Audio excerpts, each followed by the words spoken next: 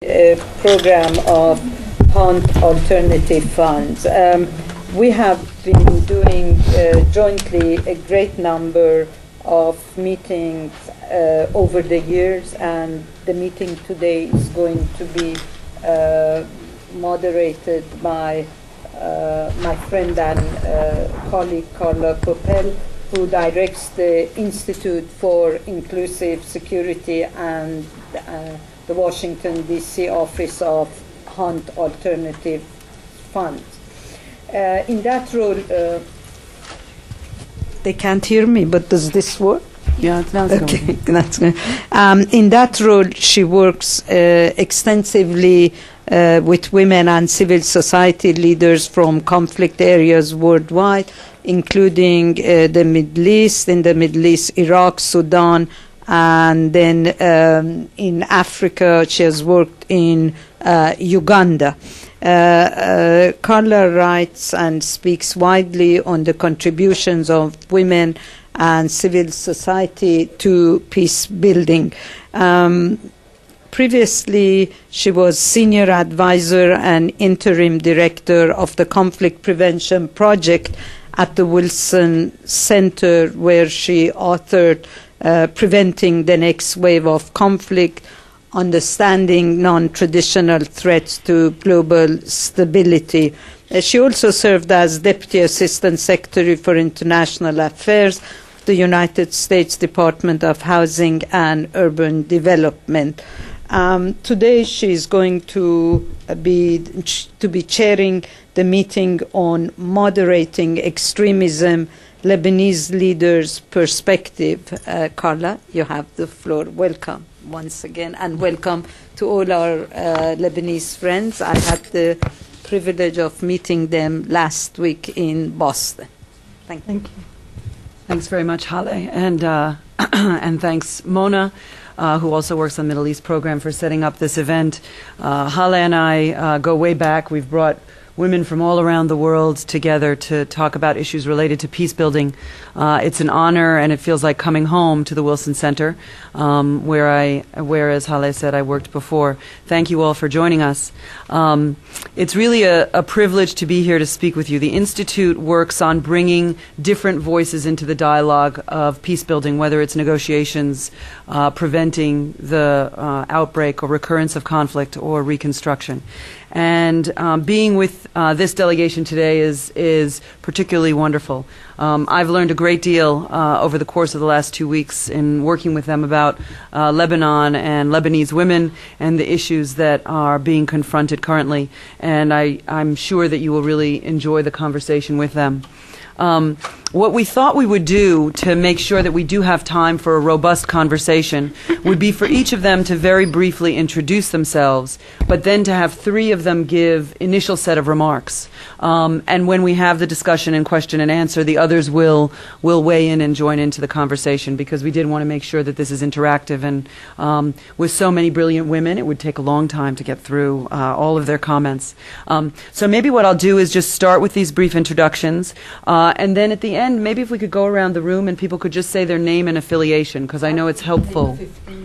Will you be very quick? Are you willing to be very quick? Because I know it's helpful for all of them. They're here very briefly, and so it just gives them a sense of who's with us today. So I'll begin with May. Yes, sure. Is this working? This is for you. Yeah. Good morning, everyone. My name is May Akil. I'm the Foreign Press Secretary for former Prime Minister and current MP Michel Aoun. I deal with everything that has to do with the advocacy, with the U.S. government, with the administration, with American NGOs. I'm a lecturer at St. Joseph University. I have a PhD in linguistics. And I've been a political activist since 1991, when Lebanon was under Syrian occupation, and I moved gradually up the ladder to have this position in the party. Thank you for being here.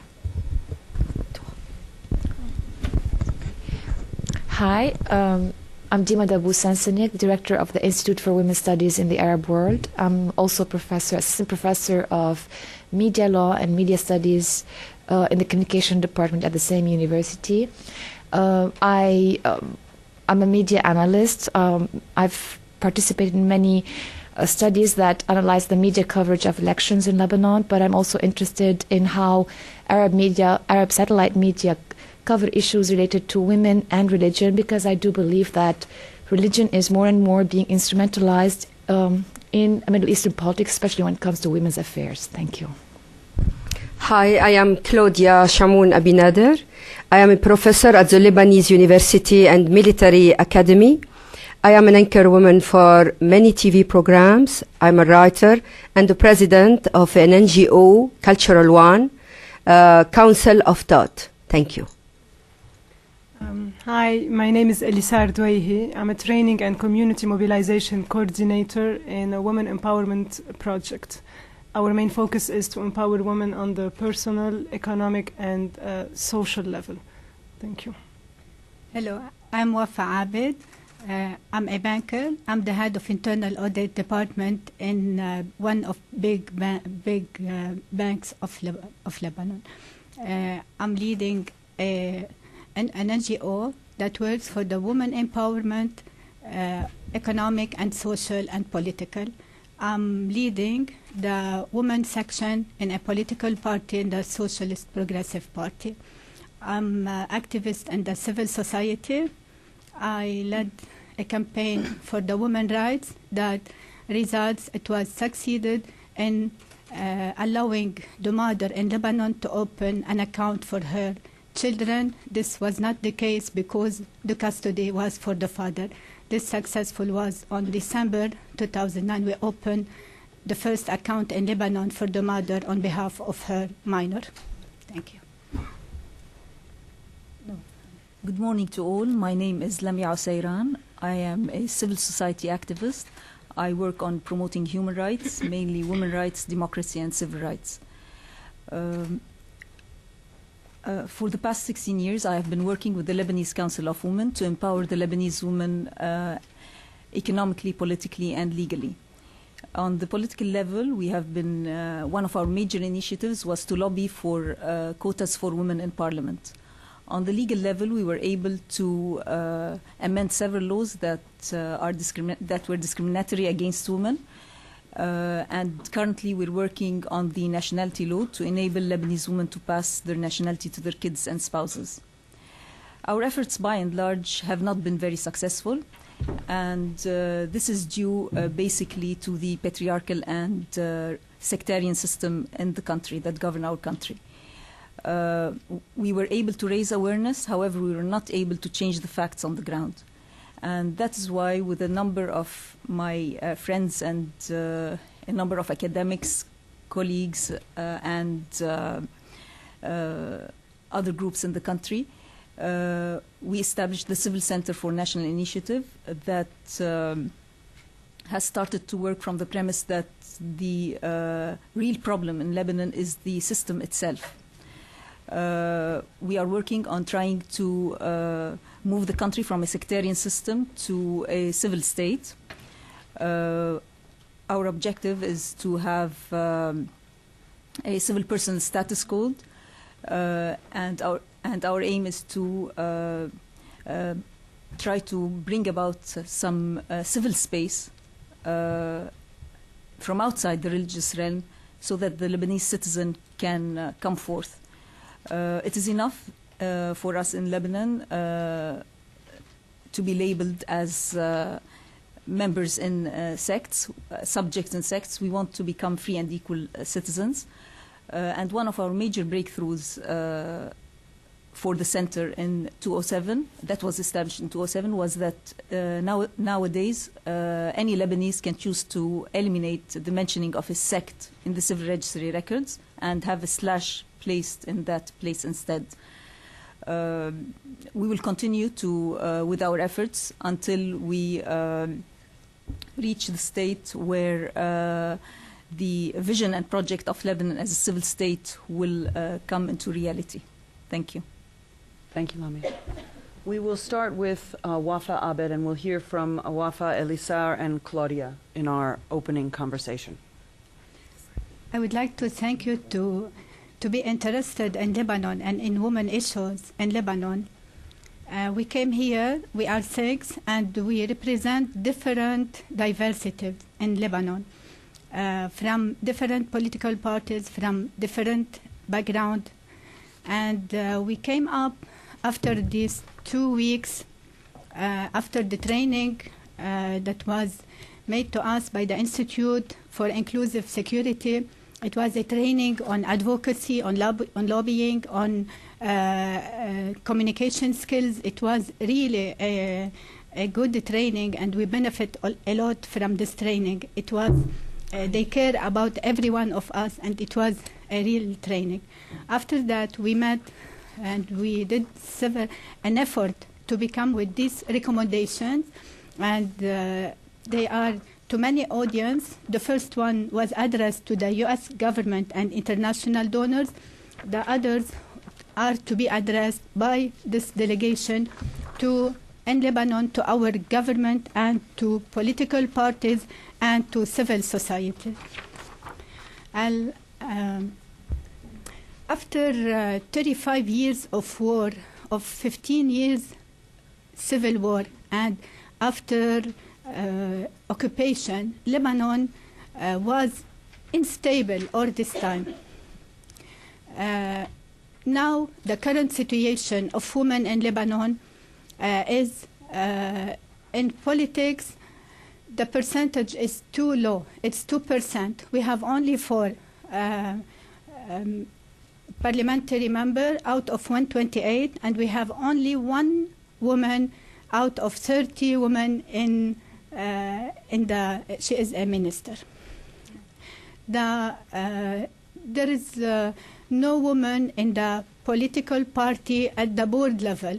If there is only 1 or 2, like as me or May. And also, in the education level, the percentage of women is very high. A lot of PhD professors and in the education system, but there is no woman on the decision-making position, whatever the decision is. In the business, women started to conduct business, but also the same problem exists. Women are activists in the civil society, and they did a lot.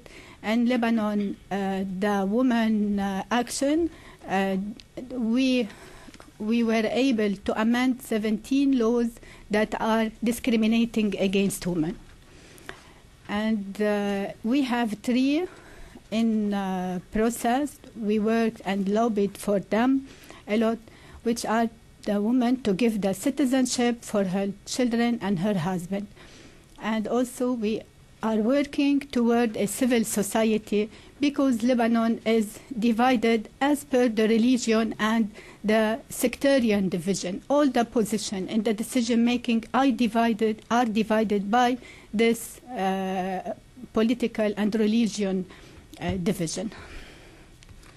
As a woman and representing several diversities, we agreed on this recommendation. Maybe so many things, maybe we don't agree altogether, but we could be able to summarize this recommendation that on behalf of all the group. We asked whenever there is a delegation coming from the U.S. to Lebanon, to meet women, to hear their experience, and we want women to share in all negotiation, if it is for peace or it is for policy making, in all the negotiation that are taking place. And as the woman importance in Lebanon is that women can, at the short and long run, can make the peace. And several projects that we are taking care of, bringing the conflict together. They are working on bringing women from different culture, from different societies, from different political parties together, because the woman has the power to bring peace and to have a sustainable peace for the future. for this, it's not easy, and it cannot come by night to change a culture, to change the culture of any Lebanese. When it is born, it is labeled by its sect, by its religion. He belongs to this religion. It's not easy at all to shift to a civil society that give the rights to the woman and to the person. We asked the donors that we need their support in funding project at the short term and at the long term, because so many programs. The first thing, we want to amend the electoral law because it only represents the political parties and that are influenced by the religion. We want an electoral law that give the quota to the woman, because it's a tool that can be used to increase the participation of the woman, because we believe that the participation of women in the decision making is an important step toward peace and toward eliminating the conflict. My colleagues here are working on projects that are basically for the economic empowerment of women. The economic empowerment of women was very important, that they brought together the women. They do not know each other. Everyone doesn't know the other woman, and they work together by this empowerment, economic empowerment. This was one of the important projects in Lebanon that minimized the conflict that were between these women. There are a lot of women initiatives toward this peace and toward a sustainable development. These projects also need to be supported.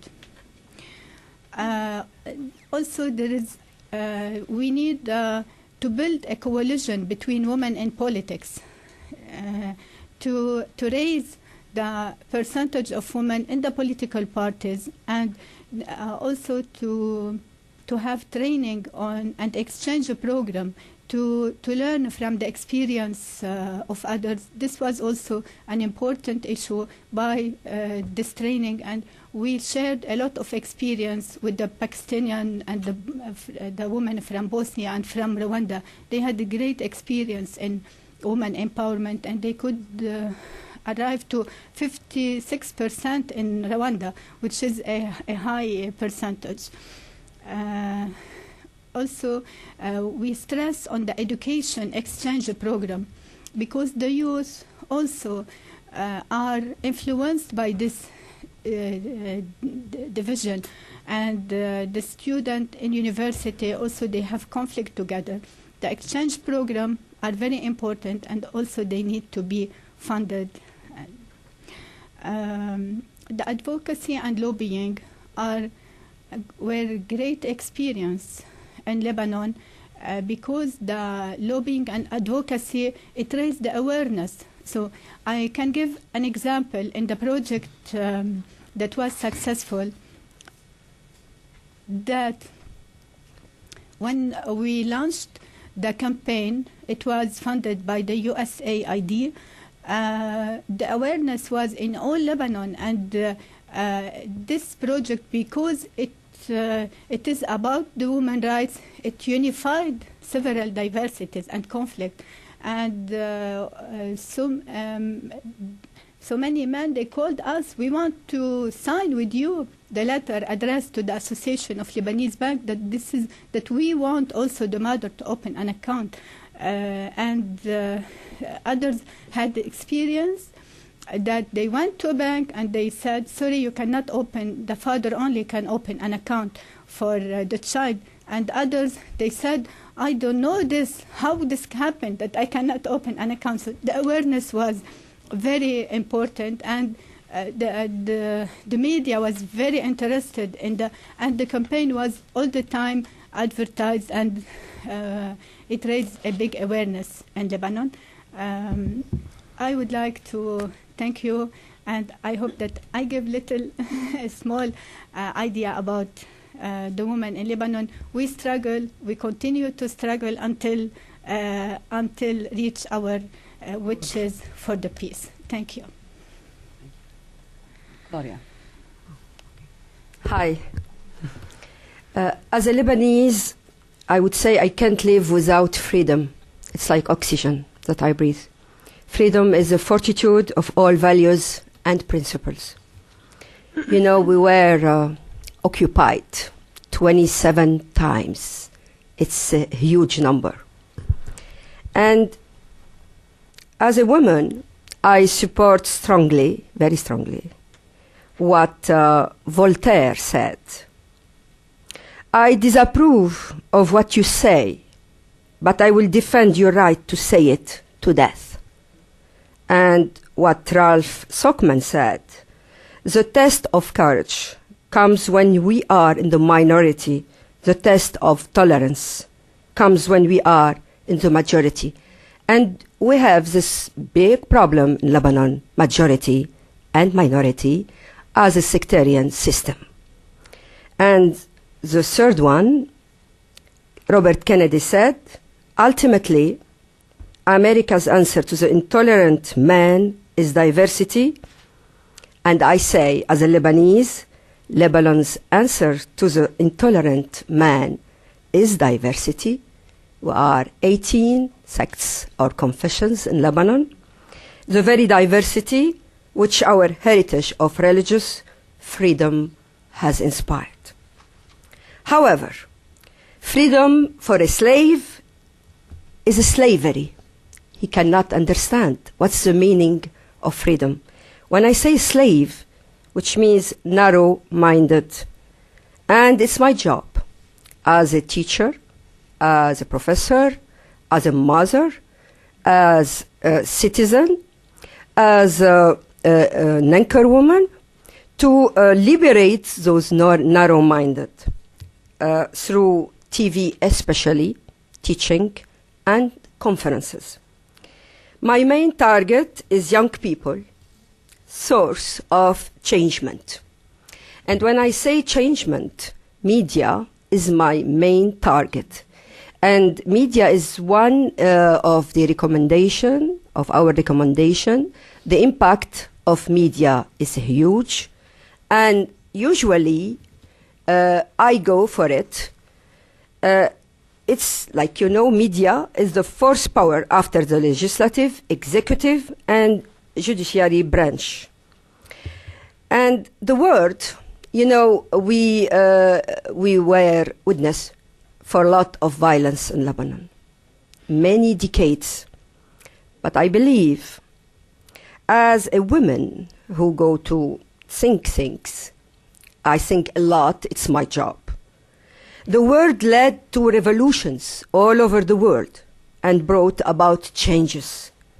And awareness is the key of change and reform. And always my main issue is tolerance, human rights, and especially human women rights, and the right to be different, the right to be respected. All these issues can lead our country to a better vision, a better sense of life, to live like a real human being. Always, I say this, I have this comparison. We are a small country, less than 4 million. So it's a small body, but our head is a big head. We have many ideas. Our vision is huge. And this is the conflict between the reality, our body, and our mind. We are tolerant people. We are we appreciate the diversity. We live for the diversity. And what's most important for the media, why I raise this issue, we can reach many, and it's in a few minutes, maybe in an hour. So it's very fast, very efficient. My audience every week is 500,000. It's in Lebanon and abroad. And I can reach our Lebanese delegations in all over the world through my TV program. I try through the world. I try through the tolerant messages to tell Lebanese and who may hear us that we can't go far if we don't believe in tolerance, if we don't believe that we should respect each other. And that's way, in this way, we can be totally maybe liberate. And my main target through my job is young people. Change comes through young people. Adults, okay, but it's not easy. Young people can receive better the change, can be the vehicle of changement. That's why I believe it's good to be helped in some way, funded in some way, in this way of how we can send a message, a peaceful message. We can live together, all together, in peaceful way through media. Thank you. When we were thinking about this panel, as Wafa said, these were Lebanese experts from among 4 delegations from Lebanon, Bosnia, Rwanda, and Pakistan, who were all experts in moderating extremism. And we thought that if Wafa talked a little bit about where they came out in terms of how to leverage the experts like these in the room, that Claudia and Elisar could speak a little bit about 2 different ways of moving that agenda forward. And so Claudia spoke about media, and Elisar is going to look a little bit more on the ground through development experience. Yeah, thank you. I'm going to talk about my experience that is relevant to how women can moderate extremism. I am a coordinator in a women empowerment project. As you already know, Lebanon is a sectarian country divided by different religious groups that are afraid of each other and suspicious, very suspicious of each other. And they live entrenched in their own. Sometimes they live entrenched in their own villages with their own opinions and stereotypes of what the other could be. So we thought that it is important to promote dialogue between these different religious groups, and through the work I do in my project, we are gathering women from different religious groups to participate to a common activity. And this might be easy for you. This might seem easy to gather different women from different villages or different religious groups, but in reality it is very difficult, because sometimes they don't want to even meet the other people. They don't want to even know about them. So it's sometimes when I'm organizing an activity for different people, they refuse to participate, and it can take hours sometimes to convince them and to advocate for the activity, so they would participate. And what's amazing in the whole process is that we have many difficulties to convince and gather people together, but once it's done, women are surprised. They are very surprised, because they begin to know that they have many things in common. when they start to talk to each other. They have the same concerns, they have the same worries, they live in the same country. So at the end of the activity, we're always amazed that women gather, women ask for their telephone numbers. They exchange telephone numbers, and there begins a relationship between them. So this is I think a very good example that can show what to do and what is the role of women in moderating extremism, because I think that when women begin to see that they're not so different from other women, from other religious groups, they can go in their families and tell that to their husbands or to their children. It's like a stain. It can be like a stain impact. Sustained impact. Yeah, sustained impact. So another thing that we are doing in the project, I think that it's very important that women gather together and know each other. So the factor of fear would be erased. Another thing I think that that is very important to do with women, so they would play a better role in moderating extremism, is to get empowered, to be empowered. And by empowerment, I mean trainings, for example, on self-confidence, trainings on communication skills, trainings on negotiation skills or conflict resolutions, because when these trainings can help the women to know their weaknesses and to learn how they would deal with these weaknesses. And these trainings can help them to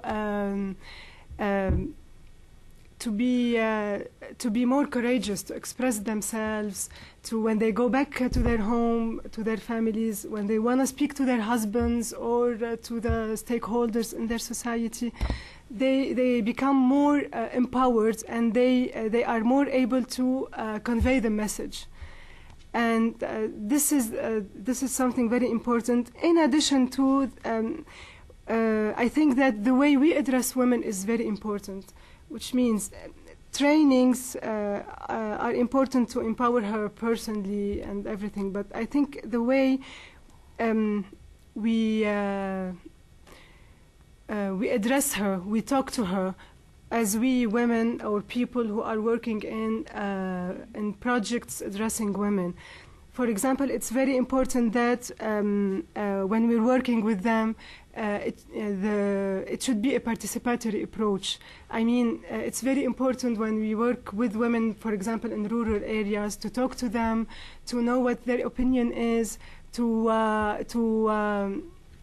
let them participate to the planning of the activities, to the execution of the activities, to the evaluation, so they would feel that they are a very important component, and this enhance their self-confidence and make them more assertive. And this also contributes to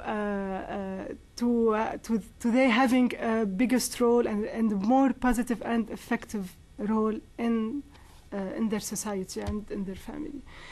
I would like to give an experience, a success story in our project that may encourage us as Lebanese and people who are working in the same field.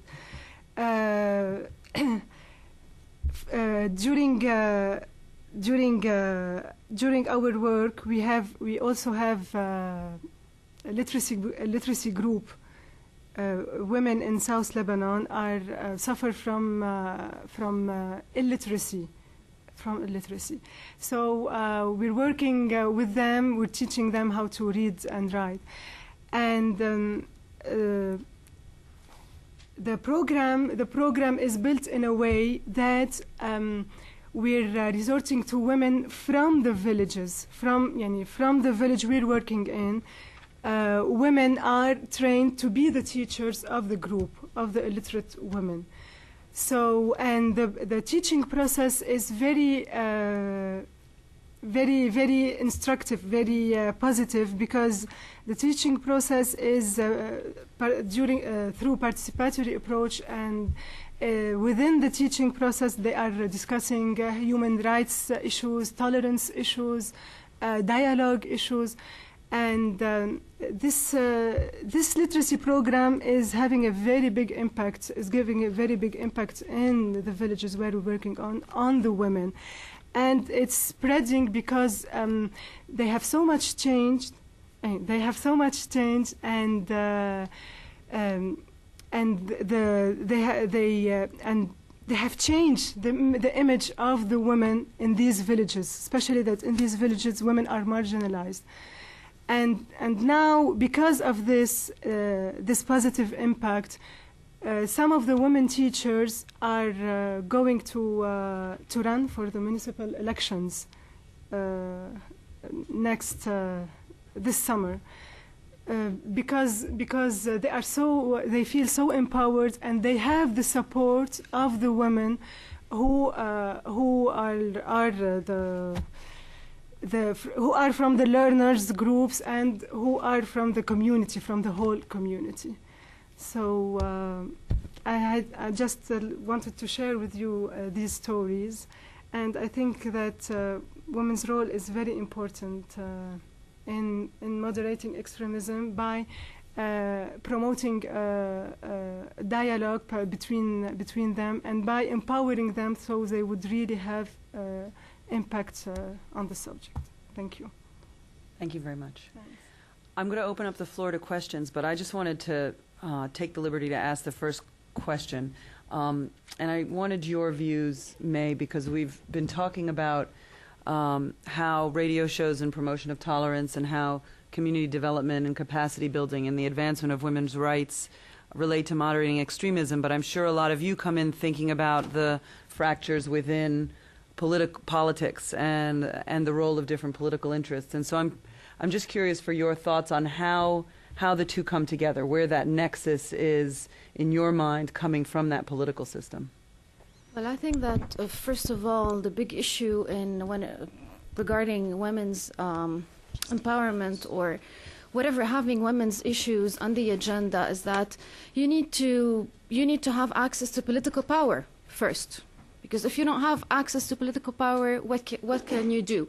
I mean, you can work as a civil society, but at the end of the day, it's going to be the parliament that's going to take this bill and present it. It's going to be at least a group of MPs whose role is going to be to present this bill to parliament for approval, and then to government. So at the end of the day, there has to be a certain kind of effort to reach power, either indirectly through working with political parties, or directly through empowering women within political parties. Now, personally speaking, I think that there are lots of reasons why women have had a very difficult access to power in the way that I view should be the normal way of doing things, which is moving up the ladder within political parties. After all, this is how democracy is made. You move within political parties in a democratic way, you are elected democratically, and you move up the ladder gradually. Now, the problem in Lebanon is that because we have a patriarchal system, in addition to the sectarian system, it makes it very difficult for women to have access, because they have to go through more than one layer of what I would call authority. So you have to make your way through many layers to reach power. Now, once you're there, political parties in Lebanon have been, as you know, let me rephrase that. Lebanon has been through 15 years of war, then 15 years of occupation, and this is something that I always say, occupation does not mean peace. Occupation means that there was a solution that was imposed on Lebanon, and this is exactly what happened in 1990, which means that people were still not talking to each other through these 15 years. So we moved to that, nobody was talking to each other. Each religious group was entrenched in their own circles, and with the absence of the rule of law, each group resorted to their own religious authorities or political parties that represent this religious belonging to seek their right to have access to power. This not only consecrated the existing psychological barriers between the two groups, but also creates a kind of extremism. And in Lebanon, I'm not only talking about Islamic extremism, I'm talking about all kinds of extremism that we have witnessed also during the war, because we also had Christian extremism that was not any less dangerous than Islamic extremism. So through all of these things, in addition to the first 15 years, the second set of 15 years, we had 5 years of instability, including car bombs, including all kinds of assassinations. All of these also prevented women from accessing power, because who would wanna be in politics in such circumstances? Those were not easy. Added to all of this, all the sectarian issues that you have to deal with, the economic crisis, whereby you need a lot of money to run for elections in Lebanon. If you're not sponsored by a party, you need a lot of money. Where do you get the money from? Where do you get the money from? If you're not supported by a party, you're independent, you need to be really a millionaire to be able to do this. And we have an economic crisis. So if you as a woman want to run, you need your family, you need whoever, your husband or whoever is able to fund your campaign, and whereby the most likely result of this would be jeopardizing your political decision making.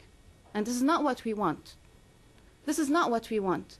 We don't want women MPs to be there because they are the daughter of someone and because they are the sister of someone or the wife of someone. We want to be there because we have earned the right to be there through our own qualifications. So I think that because I work in a broader political perspective, I don't deal on the ground with women. But I think this is really very important, because as long as we are in this vicious circle, it's going to be very hard for women to do that. Now, it doesn't mean that we're just going to stand and watch the train go by. There are efforts that are being done, and these ladies here, all of them have more than one story to illustrate that. I'll open up the floor to questions. And if you raise your hand, a mic will be brought to you. And please say who you are and your affiliation, please. Thank you. Yeah, Hale. We know your affiliation. Yes, exactly. Question to any of the panelists can take that. Can you tell us a little bit about the women's organization of Hezbollah? I mean, are there any women in their leadership, among the leaders? Were there any women running for parliament? Do they have a separate women's organization? I mean, little bit about that. Thank you. All right. Hezbollah, they view themselves as resistance groups, and in resistance groups, women play a major role. From the very basic thing to the most complicated thing, they do play a major role. This is something I talked about last week at Harvard.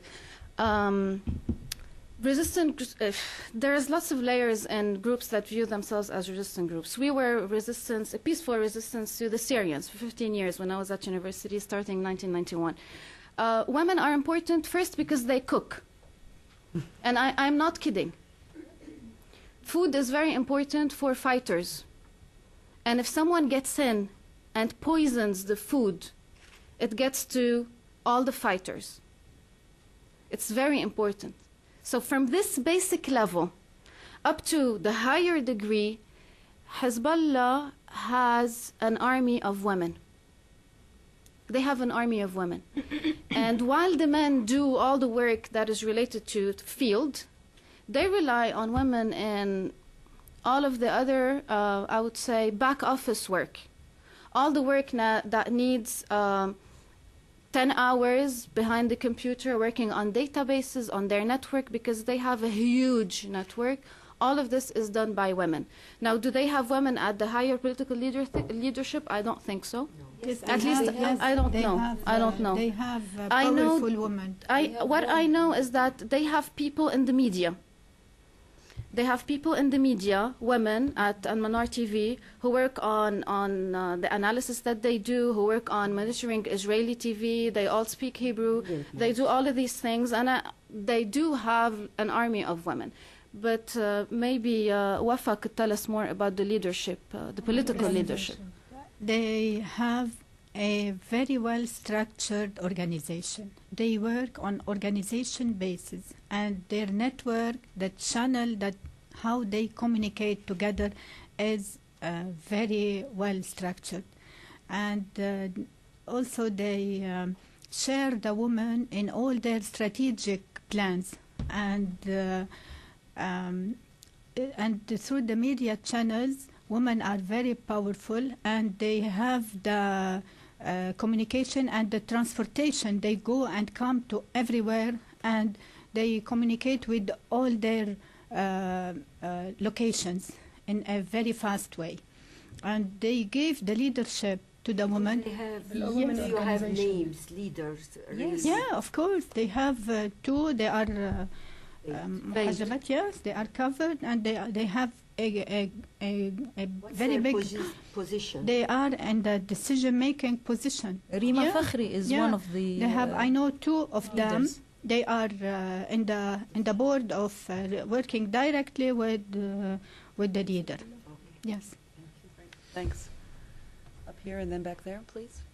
Hi, Lara, and I'm with the Southern. Wait, go to the mic. Can I add something here? None of them. Amy with the Safadi Foundation USA. It's great to see you all again today. Just quickly highlight, there's something called the Hezbollah Women's Association as well. I don't know if it still exists, but it did many years ago. So just so you know that. My question for you, May, you were talking very importantly about, accessing political power in Lebanon.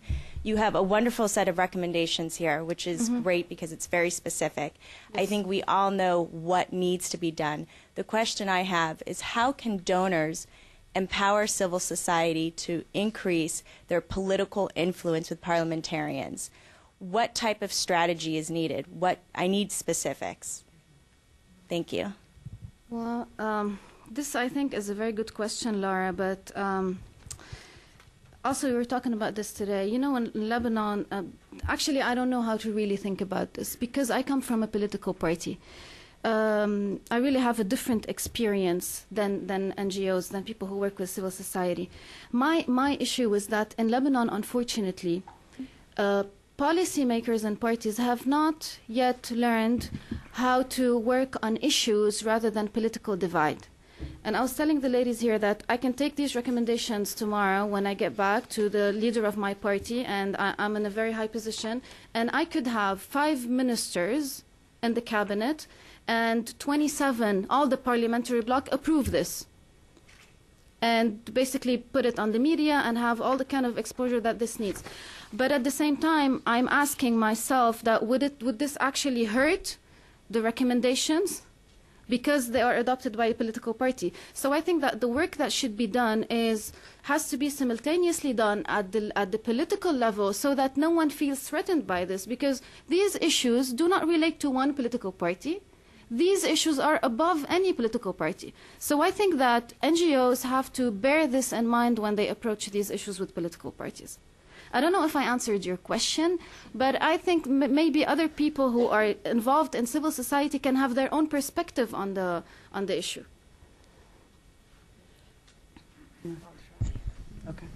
Thank you. I think what was very important in those 2 weeks is that we had a lot of differences because we do think that the political system itself is the problem.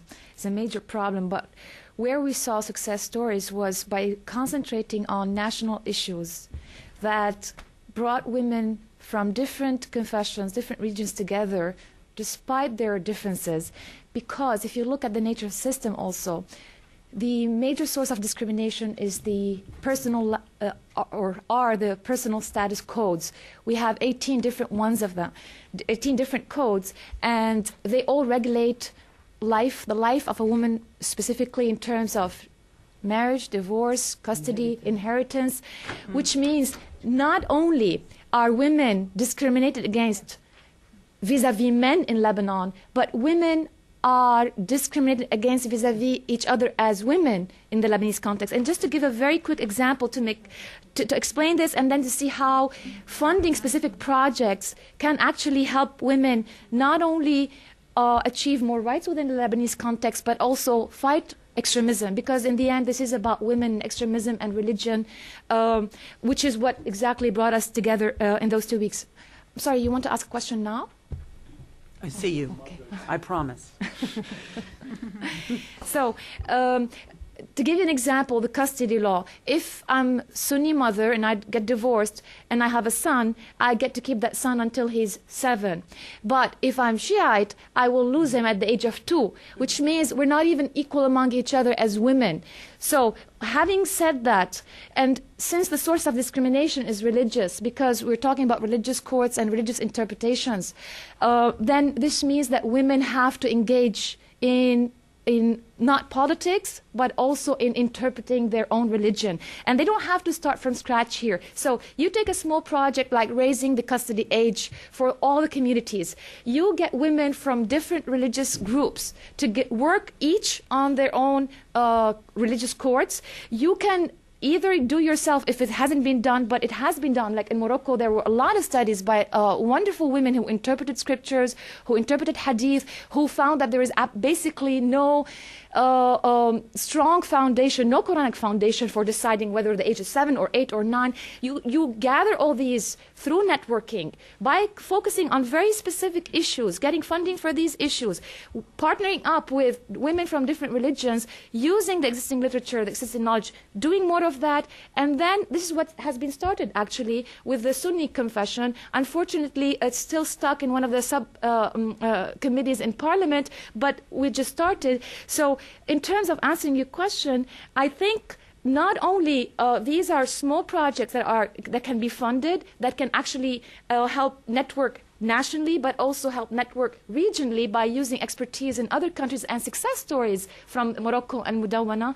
And that's how we can actually move forward, take ownership of our religion in the name of which a lot of things are being done to discriminate against us as women in Lebanon, and also achieve human rights and hopefully moderate extremism. I would just, implicit in a lot of this discussion is this question of women's willingness to cross these lines, and what crossing that line can mean in terms of building peace and stability, but also in terms of the leverage on the political system. So the only thing I would add to the wisdom that they've said in response to your question is, the more that you can fund things that allow civil society to cross those divides and then move within the political system across parties and have networks that really are able to move fluidly through the system and are not trapped in their little stovepipes, I think is the way that civil society then gains increasing influence. Back there, and then you.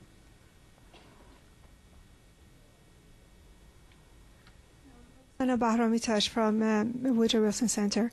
Welcome to Washington. I'm particularly delighted to see Dima, who I met in 2008, and I want to congratulate her on wonderful work at Al-Raida.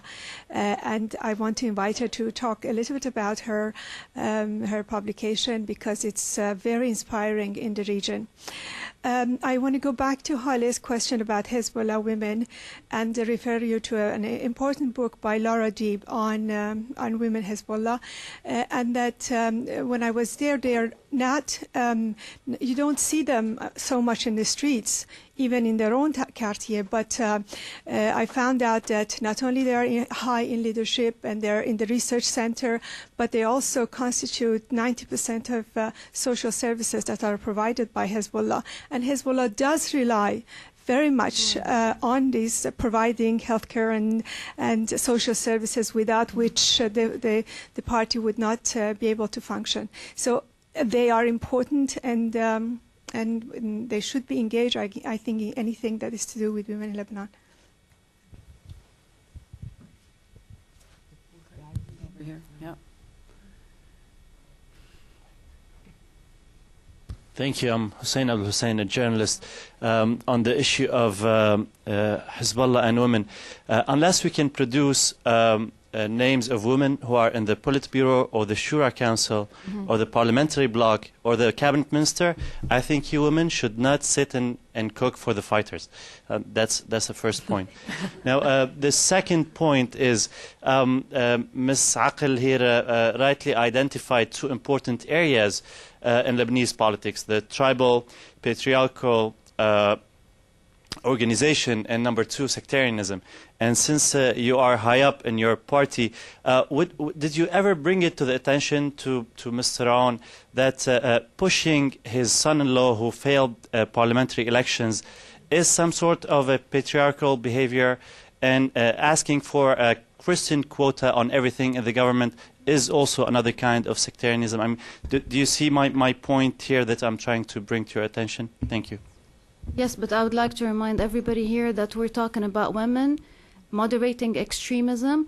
I wish you were here, I don't know, maybe you didn't hear, a couple of months ago I was here at USIP and I had a 4-hour debate on a round table such as this one. So if you stay here after our round table, I'll discuss this with you later. But I'd rather keep the questions to women moderating extremism. Thank you.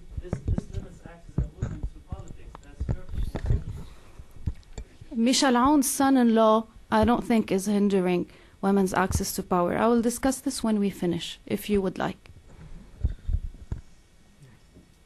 Other questions and thoughts? Yeah.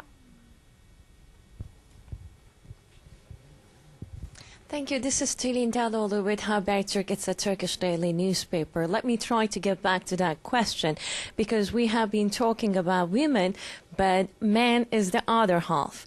And I wonder whether you can talk about the men's role, as to whether you see any signs, whether they are opening any doors to you.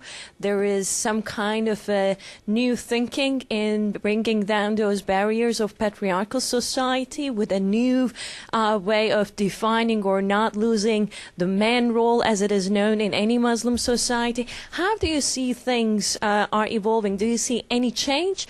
Or are you at a mute position right now? Thank you. I would like to give something. After war, a big change, which means a lot of women were obliged to work. And this was an issue, a big one, to let our men more open-minded. This was a big event after war. So it changed the way they used to treat with women, one. And secondly, there are not many to approve achievements for women. There are not many. But there are many cases, but not many, in my experience at least. A study was conducted on rural men, asking them if they approve of women leadership and women being in decision-making positions. And the answer was surprisingly a very positive one. The majority of them agreed to that. However, when it comes to elections and we look at the results of the elections, we see that we do not find many women being able to access these positions. And the problem is not with the men, these ordinary men that are like us, victims of the system. It is the system that is hindering the access of women to decision-making positions. The patriarchal system, the sectarian system, that makes it difficult on qualified men, ordinary qualified men even. They are with us, victims of the system. So that's why it is very important to work on moving from a sectarian system to a civil state.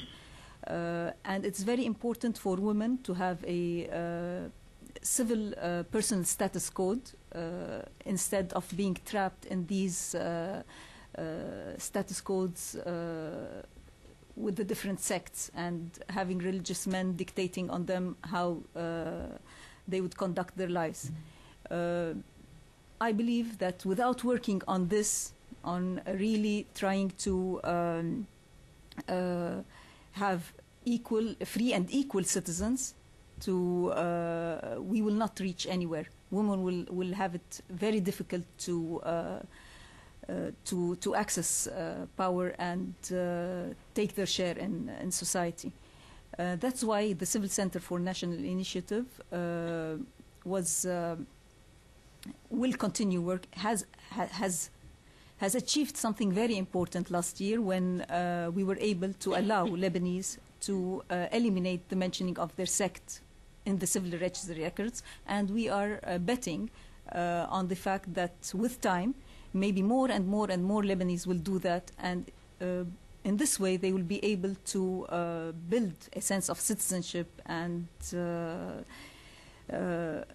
civic values will realm instead of the patriarchal and religious ones. And we can take a very good example from the American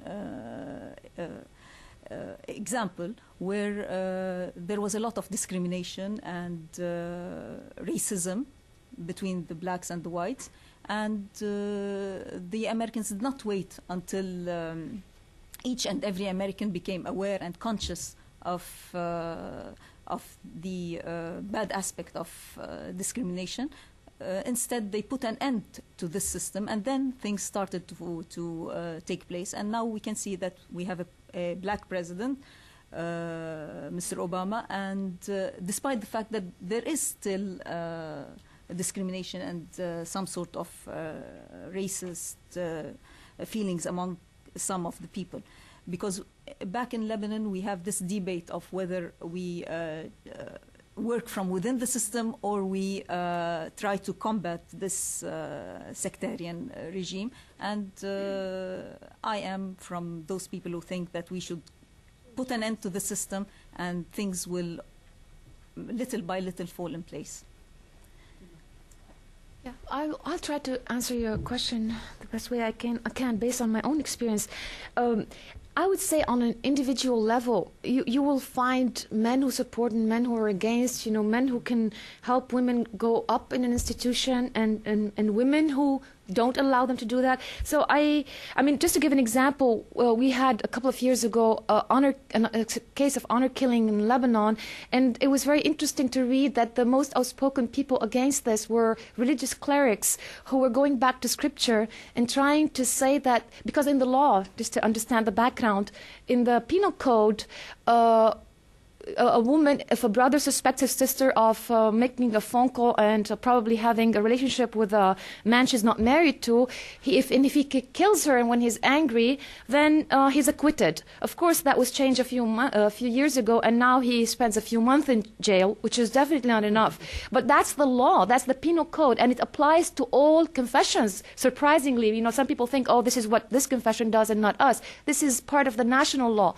And when this case came up, it's the religious clerics who went back to one of the verses in the Quran to say that actually, unless you have 4 witnesses to the act, which is almost impossible, then it's not, you cannot do anything. You cannot touch the woman, otherwise you're doing a sin yourself as a man, which was wonderful. But again, these are individual initiatives that do not necessarily change the system. Now, if you want to come to the system itself, definitely there is a realization that if we're working on gender-based violence, for instance, and that's we have several ongoing projects now, we want to now work on men and boys. We want to work on the policemen, because if the woman she runs to the police station to complain, and she's faced with men exclusively, they're not going to listen to her story and going to laugh at her. So what we're seeing is an awareness that any such project, when it's funded, it can only succeed if it works on multiple levels. You need to draft legislation, you need to change attitudes in schools by creating awareness for all. You have to work with police stations. You have to make sure that the police stations have women, so that these women can deal with it. So, I mean, there is in any case a realization that this is how we can work if we want to achieve success. Thank you. Yeah. My name is Christy Edwards from Vital Voices in American University, Washington College of Law.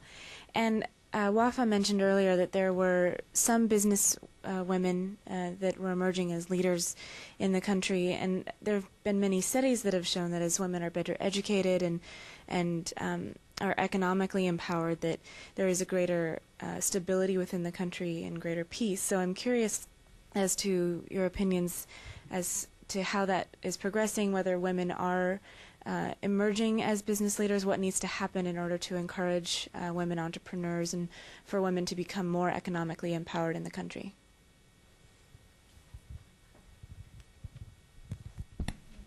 Yes, a woman started to have her own business, and there are a lot of programs of exchange programs to share the woman and business experience and the entrepreneur, as you said. This is a very good step, because when woman is economically empowered, then she can run for election and pay the expenses of an electoral. But whatever the position of women and the improvement of women in business, the electoral law is by itself has to be amended. But when she is empowered, she can pay she does not have to go to the party and ask to give me the money to run the campaign, and she does not have to go to her father or her brother to give her the money. This is a basic and important point. We have in Lebanon the Lebanese League for Women in Business, and they are doing a great job in bringing several women to create a network of women in business, and also in the rural places there are the economic empowerment of the women in their villages. But these are like small microfinancing projects, but all helps. And if we start by empower the woman in the village at her home to make small business, it's very important for the community. And we have this exchange, local exchange between several villages and several regions in Lebanon, and it become greater to high level of business conducted by women. They are now, the WIT is working on the technology training for women. An example here is that there is a woman that she is wearing the religion clothes, and then after making this training, and then she said she went to the media, and then she said that now I cannot go out of my home because I'm wearing this religion dress, but I can now run the business of my husband, and I'm now open the mail and send all the email and the correspondence, and then I'm writing letters for him. And she was illiterate by the technology. And this is an example, but hundreds of examples are similar to this one. Claudia, did you want to speak at all about the League of, I know you were involved in that League of Businesswomen. Yeah. Do you want to talk about that for a minute? We have League Women, Lebanese Businesswomen in Lebanon, and we try to have to realize some achievements with women who cannot afford a big business. So because we are convinced that the emancipation, women's emancipation begin with the economic empowerment. We are helping them to create small business, intending after to lead them to be more powerful in business field.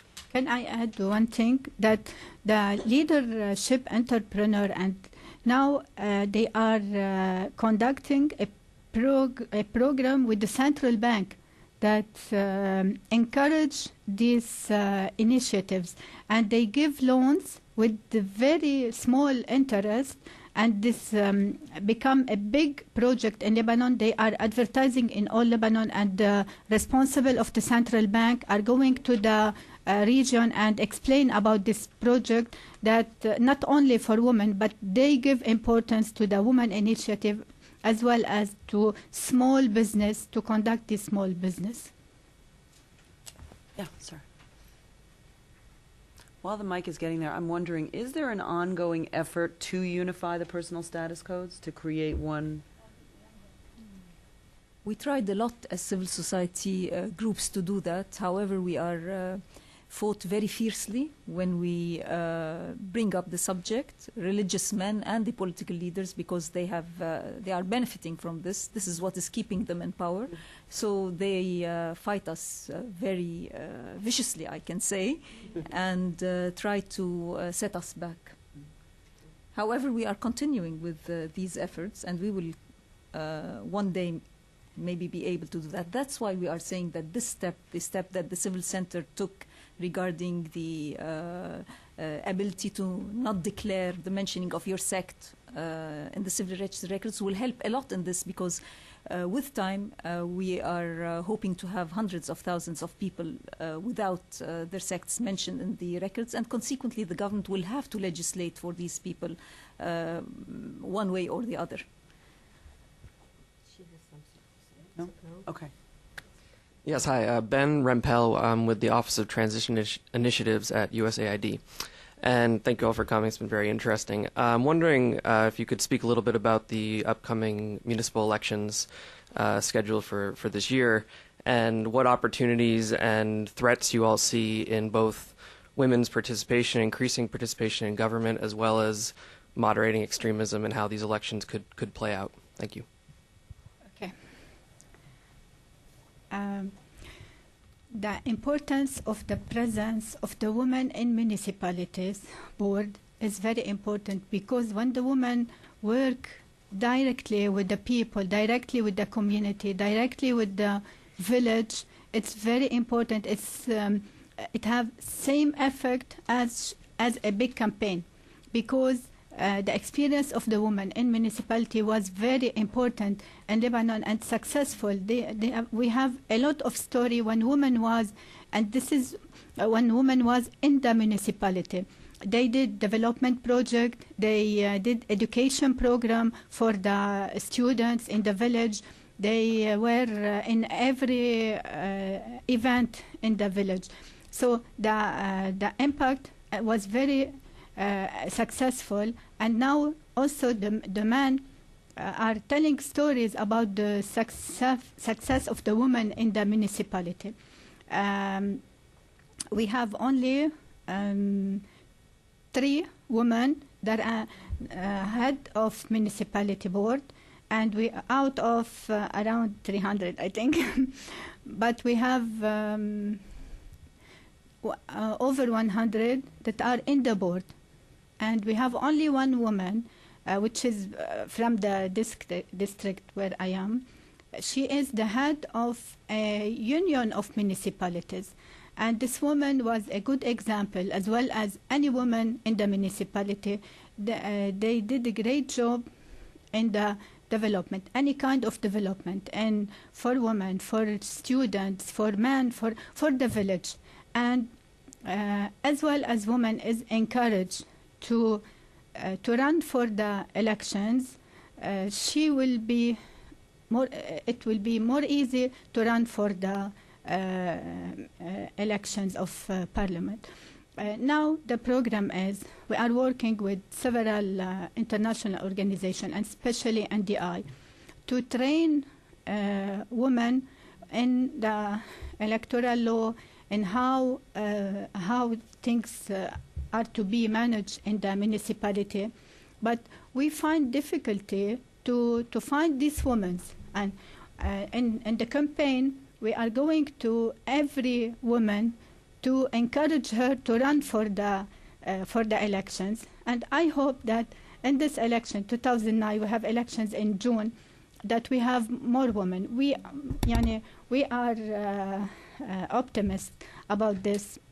It has a long efforts, much effort to be done, but we find difficulty to find the woman who is going to run. I would like to add something to what Wafa said, that the municipal elections do not take place according to the sectarian affiliation. This is why we see that it is a chance for women here to come forth and run for these elections, despite the fact that that the political parties in each sect usually the political leaders control the political leaders control a whole sect. This is our problem, that we do not have diversity within the same sect and the same political affiliation. Yani, for example, if we want to speak of a village where the population is predominantly Shiite, Hezbollah and Amal will be the parties dominating. And so the independent Shias cannot, in fact, break through. And this is the same in any other area. So it becomes also difficult, but maybe if women are encouraged and helped financially, they can. Some independent women can break through in some areas. But I just need to make just to add one clarification to what Lamia just said. It's not in the law. In municipal elections, the sectarian divide is not in the law, but it is in the traditions. Now, in areas where that are predominantly of one religious color, you don't have this division. Like if the whole district is Sunni, then everybody's Sunni. The whole district is Shiite, then everybody's Shiite. Then the divide becomes political, as Lamia was saying. But for example, in my village, which is a huge municipality, we are all Christians. But we have traditions within the Christian community of who can become the head, who can lead the municipality, and who can be the vice president of the whatever the municipality, whatever. However many votes he gets. Like I'm Greek Orthodox, I can only be vice president. Never be. Oral. It's oral. It's an oral tradition. It's not written down, but then again, it's been practiced for I don't know how many years, maybe 40 years, 50 years, and it takes really a lot of. If you want to defy this tradition, it's either gonna create lots of internal problems, like I'm saying, at the very small level, which can be very dangerous because it can be neighbors fighting each other, or you can basically reach a consensus. So for now, I don't think anyone wants to really challenge this because we really want to probably be stable, at least at the very local level. But we are trying to change public opinion in saying that women are not corrupted as men. And your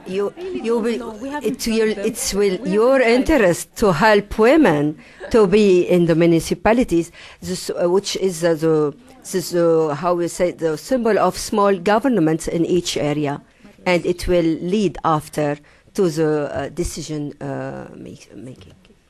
We have a woman in a municipality. She got the highest voices.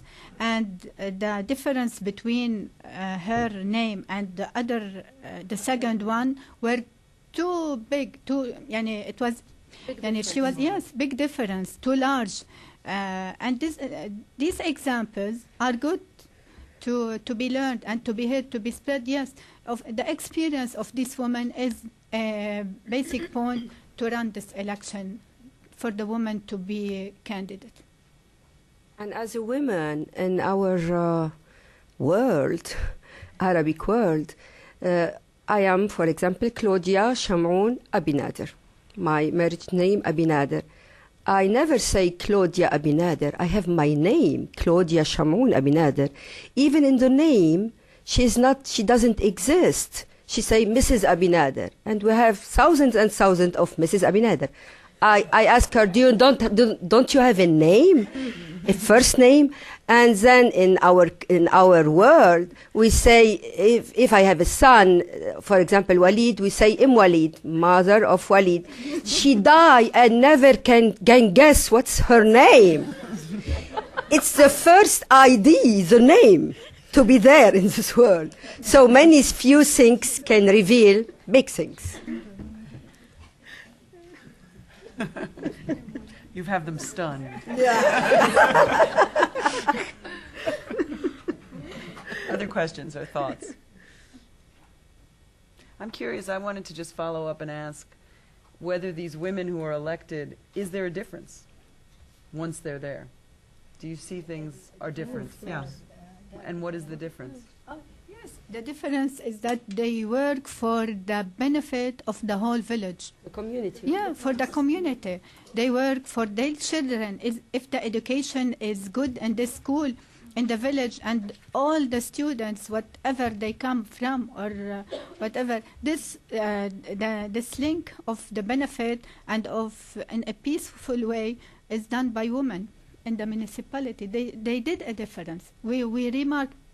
Every citizen can see the difference that women made at the municipality, much more than men. And only the idea was that the municipality has to deal with the infrastructure and with the women go into development, into education, into social.